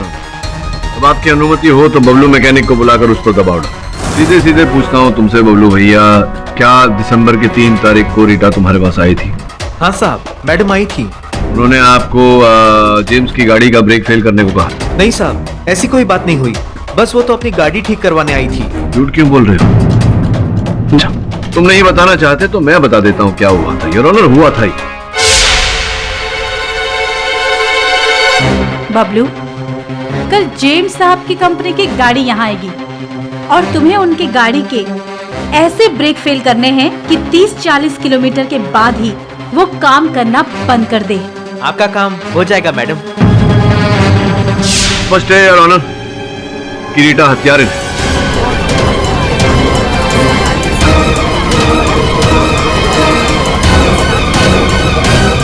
और बबलू ने झूठ बोला था कि मेरे मुवक्किल विशाल ने इससे कहा था गाड़ी के ब्रेक्स फेल कर। ये गलत बात है साहब जी, ऐसा कुछ नहीं हुआ था। अगर ऐसा नहीं हुआ था बबलू, तो जब तुमने कथन दिया था अदालत में तो रीटा के बारे में क्यों नहीं बताया हमें? छिपा कर क्यों रखा? वो इसलिए साहब, मिस्टर जेम्स अपनी निजी गाड़ियां भी हमारे गैरेज में अपनी कंपनी के पैसे से सुधरवाते थे। बस यही कारण था मैडम रीटा के बारे में ना बताने का। योर ऑनर, बबलू झूठ बोल रहा है क्योंकि हत्या में ये भी बराबर का हिस्सेदार था। नहीं साहब, मैंने कोई खून नहीं किया। देखो बबलू, तुम्हारी सच्चाई सामने आ गई है, बाकी की सच्चाई भी बता दोगे तो अच्छा रहेगा। सीधे सीधे पूछता हूँ तुमसे बबलू भैया, क्या दिसंबर की 3 तारीख को रीटा तुम्हारे पास आई थी? ऐसा कुछ नहीं हुआ था साहब, पर यह बात सच है कि मैडम रीटा ने उस दिन हमसे पूछा था। बबलू, एक बात बताओ। पूछो मैडम जी। क्या किसी गाड़ी के ब्रेक इस तरह से खराब किए जा सकते हैं कि वो कुछ घंटों बाद ही काम करना बंद कर दे? ये क्या बात कर रहे हैं मैडम जी? अरे तुम बताओ तो। बिल्कुल हो सकता है मैडम, पर ये काम केवल बबलू ही कर सकता है, दूसरा कोई और नहीं। बस यही बात थी साहब, पर हम सच कह रहे हैं, हम इससे ज्यादा और कुछ नहीं जानते साहब। योर ऑनर, दिसंबर की 3 तारीख को सर्वप्रथम ये इनके पति जेम्स के ऑफिस गई। अगले दिन का जेम्स का दिनचर्या पता किया इन्होंने उनकी सेक्रेटरी रीना से, जिसके पश्चात ये बबलू मैकेनिक के पास गई और उससे जेम्स की गाड़ी का ब्रेक फेल करने को कहा। झूठ बोल रहे हैं ये सब लोग मुझे फंसाने की कोशिश कर रहे हैं। ये अर्नोल्ड, ये भी मुझे फंसाने की कोशिश कर रहा है ताकि मुझे जेम्स की जायदाद ना मिले। मैंने जेम्स का खून नहीं किया, मैं उसका खून नहीं कर सकती, मैंने उसका खून नहीं किया है।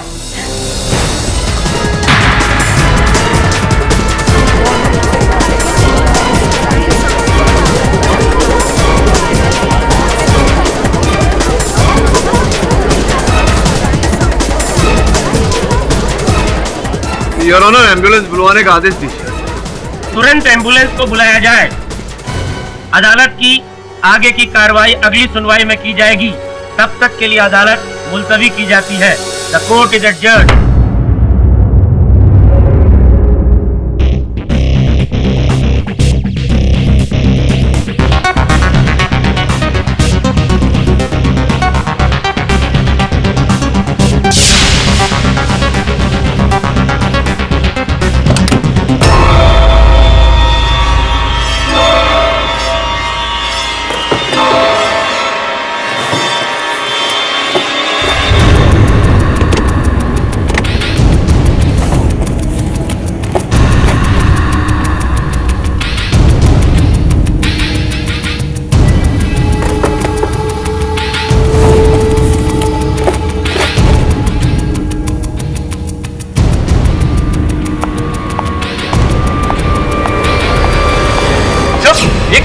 क्या कर रहे हैं आप?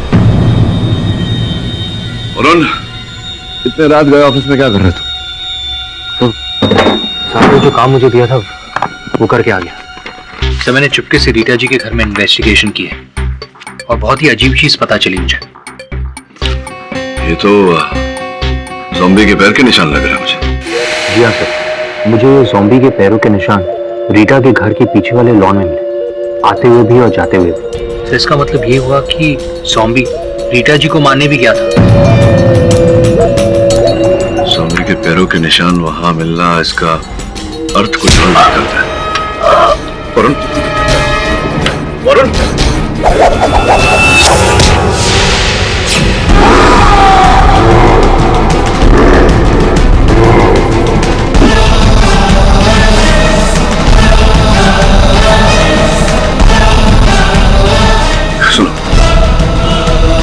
मैं जानता हूं कि तुम कोई चलती फिरती लाश नहीं हो, तुम एक मनुष्य हो। कौन हो ये सच सच बताओ, बताओ। मैं जेम्स हूं, मुझे इंसाफ चाहिए, अपनी मौत का बदला चाहिए। देखो, इन बातों का मुझ पर कोई प्रभाव नहीं पड़ने वाला। तुम कौन हो ये बताओ। मैं नहीं छोड़ूंगा।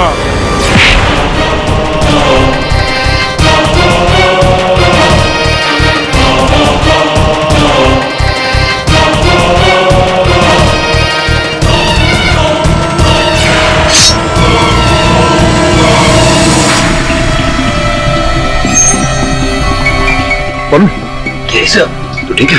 हाँ सर। तो चिंता मत कर, जो भी है बच के नहीं जाएगा।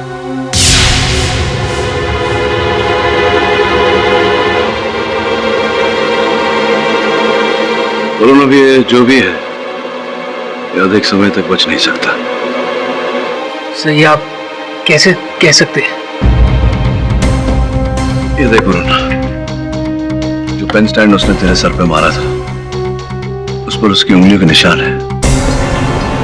ये जो देख रहा है ये उसके हाथों पे लगाया गया मेकअप है वरुण। इसका ये अर्थ होता है कि ये व्यक्ति जो भी है जो ज़ॉम्बी बन रहा है, ये मेकअप द्वारा ज़ॉम्बी बन रहा है। वास्तविकता में ये मनुष्य ही है, साधारण सा। तो एक काम कर, जितने व्यक्ति इस केस से जुड़े हुए हैं सबकी जानकारी प्राप्त कर, पता लगा कि इनमें से कौन है जो मेकअप करने में माहिर है। बार बार इस केस की हर पेशी में हम बस यही पता लगाने की कोशिश कर रहे हैं कि ज़ॉम्बी कौन है, लेकिन कोई इस बात की सच्चाई पर ध्यान नहीं दे रहा है कि ये केस ज़ॉम्बी पर नहीं है बल्कि मिस्टर विशाल पर है और सारे सबूत और गवाह इनके खिलाफ है। योर ऑनर, जब सच तक पहुंचने का कोई रास्ता नहीं हो तो हमें अपना रास्ता स्वयं बनाना पड़ता है। मेरा ऐसा ठोस मानना है कि इस केस के सत्य तक पहुंचने के लिए हमें उस चलते फिरते लाश तक पहुंचना बहुत आवश्यक है।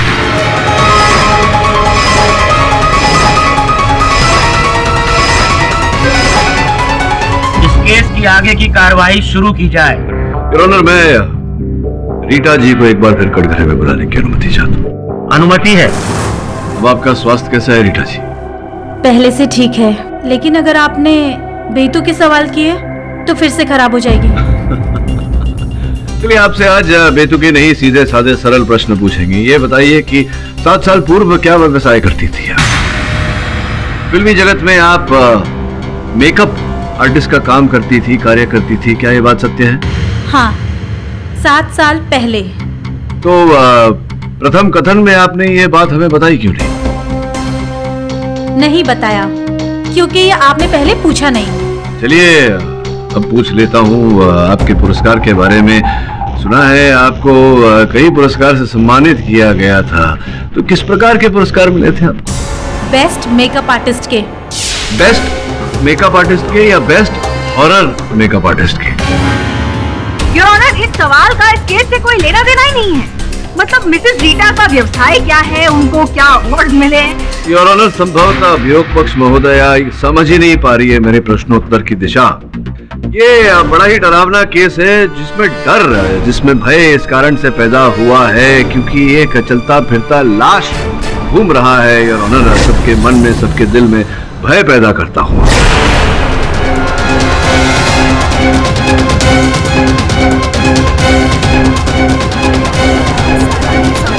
योर ऑनर, सोचने वाली बात है कि ये कैसे हो सकता है? ये हो सकता है एक फिल्म जगत के मेकअप आर्टिस्ट द्वारा। तो आप क्या कहना चाहते हैं कि ज़ॉम्बी का मेकअप मैंने किया है? जी बिल्कुल, यही कह रहे हैं। योर ऑनर, ये सिर्फ एक इत्तेफाक है कि मिसेस रीटा एक मेकअप आर्टिस्ट हैं। ये कोई इत्तेफाक नहीं योर ऑनर, ये कोई संयोग नहीं। योर ऑनर, मेरे पास यहाँ कुछ चित्र हैं जो मैं आपको दिखाना चाहता हूँ।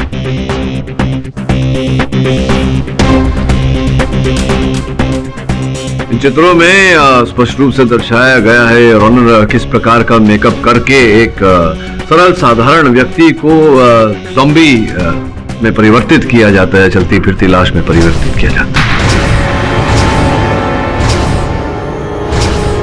इन चित्रों में स्पष्ट रूप से दर्शाया गया है योर ऑनर किस प्रकार का मेकअप करके एक सरल साधारण व्यक्ति को ज़ॉम्बी में परिवर्तित किया जाता है, चलती फिरती लाश में परिवर्तित किया जाता है।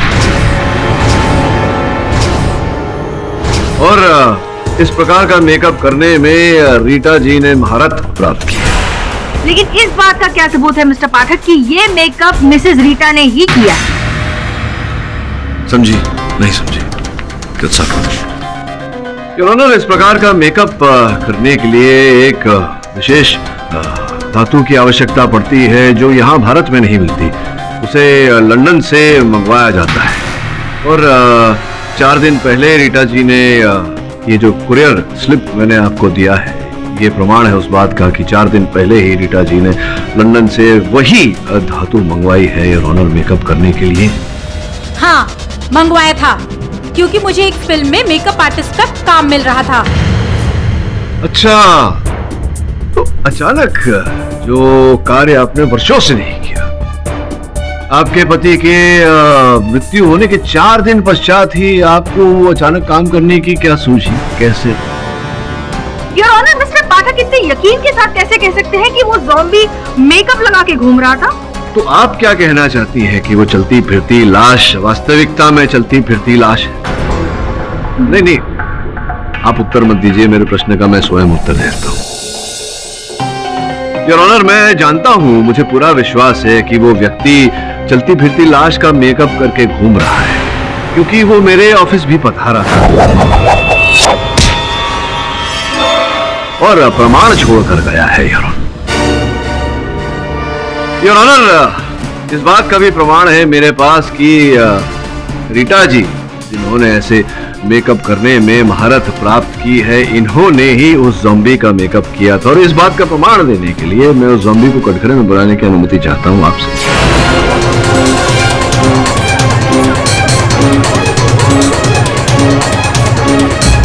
अनुमति है। धन्यवाद। आइए ज़ॉम्बी भाई।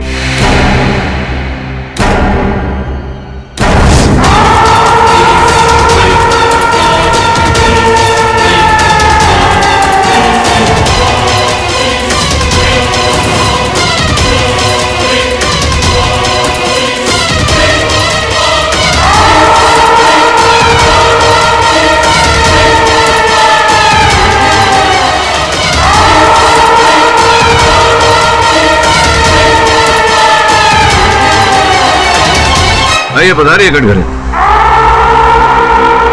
आप बैठिए।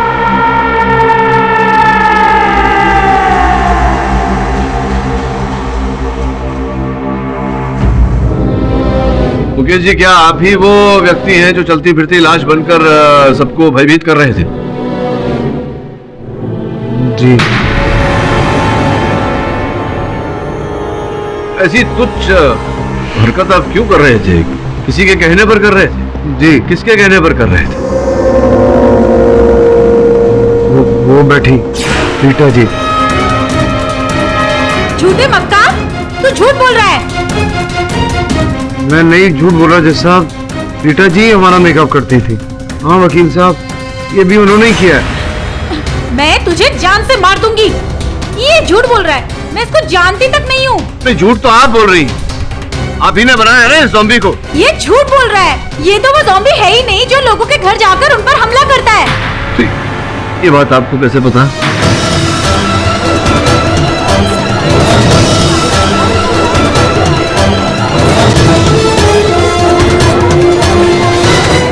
योर ऑनर, रीटा जी की बात उचित है। ये वो ज़ॉम्बी नहीं है जो उन्होंने बनाया, ये मेरे सहायक श्रमण है।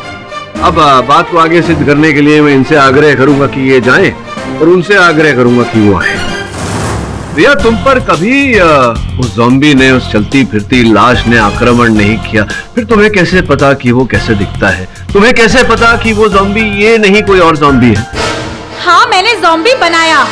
मैंने ज़ॉम्बी का मेकअप किया, लेकिन मैंने जेम्स का खून नहीं किया। जेम्स की हत्या आप ही ने की है, और जब आपको लगा कि आपका रहस्य खुल जाएगा, सबको पता चल जाएगा कि आप हत्यारिन हैं, तब आपने षड्यंत्र रचा। आपने रचना की एक ज़ॉम्बी की, ताकि आप पर से संदेह उठ जाए और बेचारा विशाल फंस जाए। नहीं, ये झूठ है। मैंने सिर्फ ज़ॉम्बी बनाया, उसका खून मैंने नहीं किया। और उसका खून किसने किया ये मुझे नहीं मालूम। अच्छा, संभवतः मुझे पता है। वो इस कारण, योर ऑनर, क्योंकि इस केस से जुड़े दो ही व्यक्ति हैं जिन पर उस चलती फिरती लाश ने आक्रमण नहीं किया। एक तो रीटा जी, जिन्होंने ज़ॉम्बी बनाया, और दूसरे ज़ॉम्बी बनने वाले HR मैनेजर ऋषभ।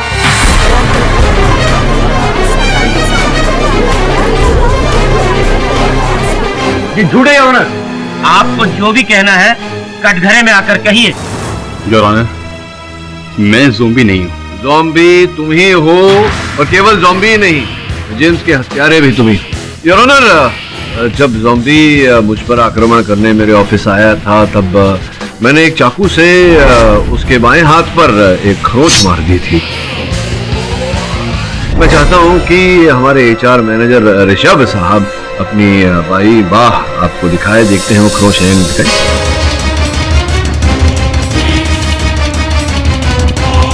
अरे दिखाइए ना।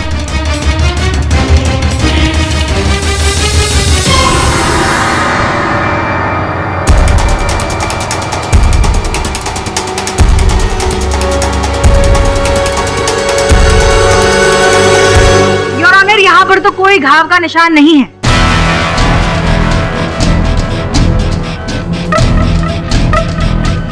योर ऑनर, मेरा सामान्य ज्ञान ये कहता है कि अगर एक साधारण सरल सा व्यक्ति ज़ॉम्बी बन सकता है, तो एक घाव छुपाना मेकअप द्वारा कितना कठिन होगा। एक बार फिर से दिखाइए।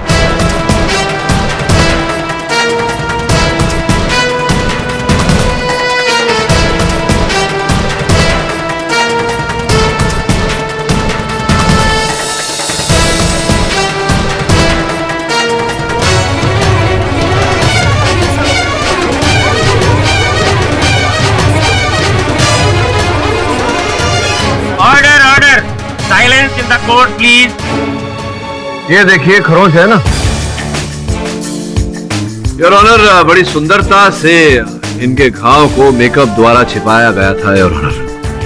अब बात ये है कि रीटा जी जो हैं और ऋषभ जी जो हैं, इन दोनों में प्रेम प्रकरण चल रहा है, और आपत्तिजनक स्थिति में दोनों के चित्र आपकी मेज पर मैंने रखी है। हाँ हाँ, ये सच है कि मैं ही ज़ॉम्बी हूँ। Order order, silence in the court please. और ये भी सच है कि रीटा मेरी प्रेमिका है। मगर सर मैंने किसी का खून नहीं किया।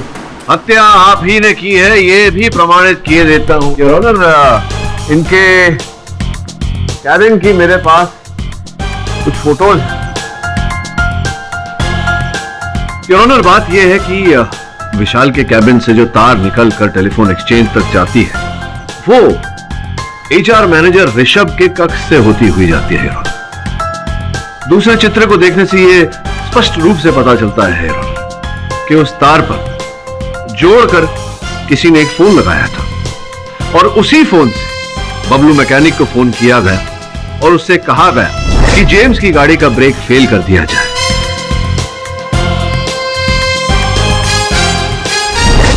स्पष्ट है योर ऑनर कि वो फोन इनके कैबिन से किया गया था, फोन इन्होंने ही किया था और फोन इस कारण किया था कि संदेह विशाल पर है। अब भाई साहब देखिए, कहानी तो खत्म हो गई है, तो क्यों किया ये सब आपने अगर आप स्वयं ही बता दें तो बड़ी कृपा होगी। और साथ साथ ये भी बता दीजिए कि विशाल को क्यों फंसाया, इसके पीछे क्या कारण था।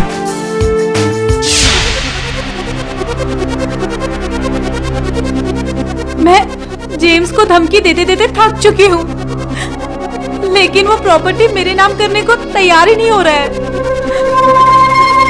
लेकिन रीटा, अगर हमें एक दूसरे से शादी करनी है तो सबसे पहले जेम्स की सारी प्रॉपर्टी और जायदाद तो हासिल करनी पड़ेगी ना यार। लेकिन हम लड़के तो उसकी प्रॉपर्टी हासिल नहीं कर सकते ना। लेकिन अगर जेम्स इस दुनिया में होगा ही नहीं तो ऑटोमेटिकली उसके नाम की सारी जायदाद और प्रॉपर्टी तुम्हारे नाम हो जाएगी ना डार्लिंग, समझे? विशाल को फंसाने की कई वजह थी मेरे पास। एक तो ये कि मुझे डर था कि कहीं मैं ना पकड़ा जाऊं, और दूसरी ये कि विशाल को मेरा सबसे बड़ा राज मालूम हो गया था। ये सब क्या है ऋषभ? तुम अपनी कंपनी के सीक्रेट्स दूसरी कंपनी को बेच रहे हो? रिलैक्स विशाल, रिलैक्स। अब बैठना। इतना सीरियस क्यों हो रहा है यार? बड़ी बात नहीं है, बहुत छोटी सी बात है।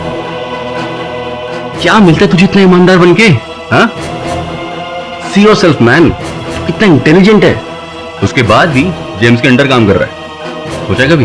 जेम्स और मेरे बीच में जो भी होता है वो हमारा निजी मामला है, लेकिन इसका मतलब ये नहीं हम जहां खाएं वहीं पे छेद करें। छोड़ना है ऐसा बकवास यार, ये बचपना छोड़, बैठ, काम की बात करते हैं। पता कितना हिस्सा लेगा? किस्सा छोड़ और अपना किस्सा सुधार। अगर मुझे पता लगा कि तूने फिर ये हरकत करी है तो सारी इंफॉर्मेशन बॉस को दे दूंगा, समझा? अभी थोड़ा ज्यादा हो गया विशाल साहब। विशाल ने मेरी सारी ऊपर की कमाई बंद कर दी थी और इसीलिए मैंने एक तीर से दो निशाने लगाए।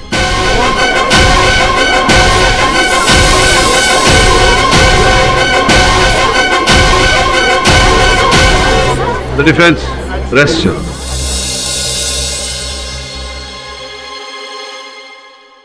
तमाम गवाहों की गवाही और सबूतों को मद्देनजर रखते हुए ये अदालत इस नतीजे पर पहुंची है कि मिसेज रीटा और मिस्टर ऋषभ जेम्स पार्कर की मौत के जिम्मेदार हैं।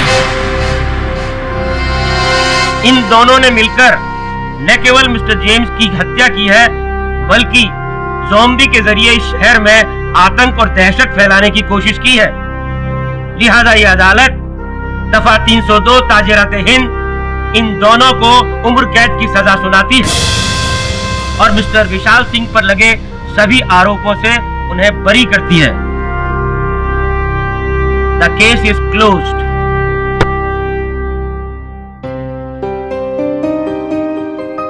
Congratulations once again. इस तरह के और भी एपिसोड देखने के लिए हमारे चैनल को सब्सक्राइब करें और बेल आइकन दबाना ना